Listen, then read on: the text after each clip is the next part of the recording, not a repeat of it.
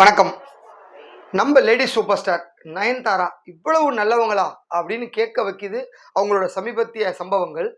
இப்போ 2 நாளுக்கு முன்னாடி நேசிப்பாயா அப்படிங்கிற ஒரு படத்தினுடைய ஹீரோவை இன்ட்ரடியூஸ் பண்றதுக்கு நயன்தாரா வந்திருந்தாங்க. அந்த ஹீரோ யாருன்னா நம்ம முரளியோட 2வது மகன் அதர்வாவினுடைய சகோதரர் ஆகாஷ் முரளி. அவர் ஹீரோவா நடிக்கிற படம்.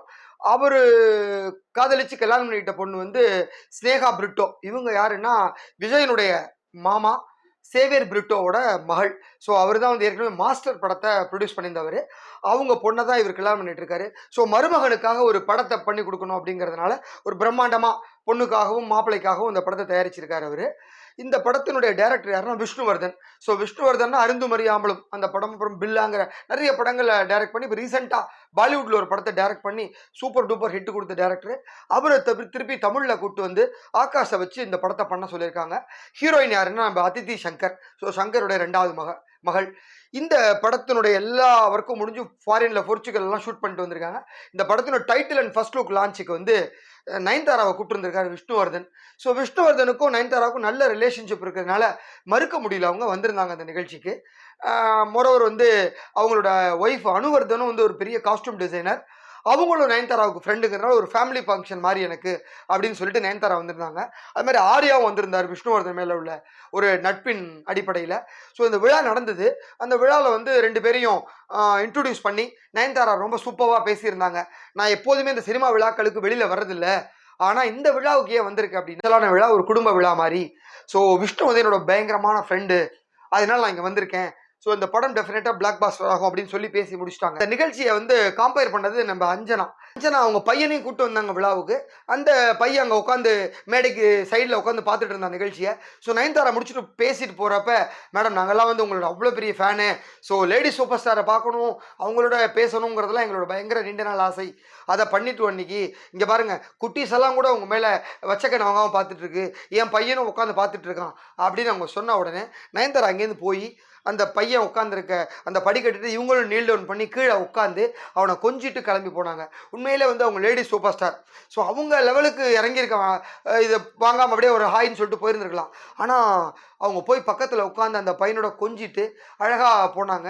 அதே மாதிரி அங்கே இருக்கிற ஸ்டேஜை சுற்றி இருக்கிற எல்லாரும் வாண்டடாக அவங்களே போய் எல்லாரையும் ஒவ்வொருத்தர் சீட்டுக்காக போய் பார்த்தாங்க.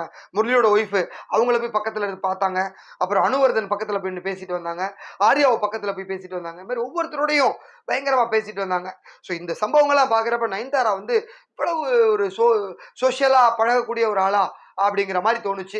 ஏன்னா பொதுவாகவே அவங்க வெளி விழாக்களில் கலந்துக்காதனால நயன்தாரா மேலே அப்படி ஒரு பேட் இமேஜ் இருந்தது. அந்த இமேஜ் உடச்சி காலி பண்ணிட்டாங்க அந்த நிகழ்ச்சியில். இதே மாதிரி பார்த்தீங்கன்னா இதுக்கு முன்னாடி அவங்க அப்பார்ட்மெண்ட்டில் இது மாதிரிலாம் ஒரு இஷ்யூ இருந்தது. அதுக்கு முன்னாடி பார்த்தீங்கன்னா அவங்க நடித்த மண்ணாங்கட்டி சீன்ஸ் 1960 அப்படிங்கிற ஒரு படம். அந்த படத்தில் ஒரு சீன் டைரக்டர் சொல்லியிருந்தார். என்னென்னா ஊட்டியில் இருக்க ஒரு திராட்சை தோட்டத்தில் ஒரு சாங் எடுக்கணும் அப்படின்னு சொல்லி. அப்போ தான் அவங்க நயன்தாரா சொன்னாங்களா, அந்த சாங் அங்கே போய் எடுத்தால் அன்னெசரியாக நம்ம ஒரு 100 பேர் அங்கே போவோம், எல்லோரும் சேர்ந்து அந்த இயற்கையை ஸ்பாயில் பண்ணிடுவோம், அப்புறம் செடிகளாம் வீணாகிடும், நம்மளை பார்க்க வரதுக்கு பெரிய கூட்டம் கூட்டிடும், பப்ளிக் டிஸ்டர்பன்ஸ் ஆகிடும்.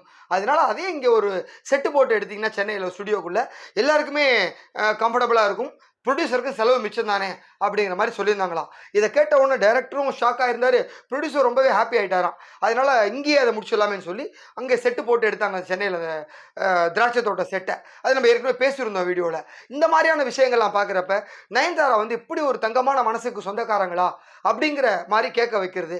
அதனால தான் அவங்க லேடி சூப்பர் ஸ்டார் அப்படின்னு சொல்லிக்கிறோம். ஸோ இதெல்லாம் தாண்டி இப்போ சக்ஸஸாக ஓடிட்டு இருக்க மகாராஜா படம் விஜய் சேதுபதி நடிப்பில் நம்ம நித்திலன் சுவாமிநாதன் டைரக்ட் பண்ணியிருந்தாரு. அந்த டைரக்டரே இமீடியட்டாக அடுத்த ஒரு படம் பண்ண போகிறாரு. அந்த படத்தை அதே கம்பெனி பாஷன் ஸ்டுடியோஸ் அவங்க தான் தயாரிக்கிறாங்க. அந்த படத்தில் ஹீரோயினாக நயன்தாரா தான் கமிட் ஆகியிருக்காங்க. படத்தினுடைய டைட்டில் கூட கன்ஃபார்ம் ஆகிடுச்சு, ராணி அப்படின்னு டைட்டில் வச்சுருக்காங்க படத்துக்கு. ஸோ விரைவில் குறித்த அதிகாரப்பூர்வ அறிவிப்பு வெளியாகும். நமக்கு கிடைச்ச சோர்ஸ் பிரகாரம் அந்த தகவலை உங்ககிட்ட ஷேர் பண்ணிக்கிட்டேன். ஸோ ராணியா நயன்தாரா பார்க்க போகிறோம் நம்ம. அதனால இப்படி ஒரு நயன்தாராக்கு ஒரு நல்ல மனசு இருக்குங்கிறது இந்த வீடியோ வாயிலாக பார்த்துருப்பீங்க. நன்றி.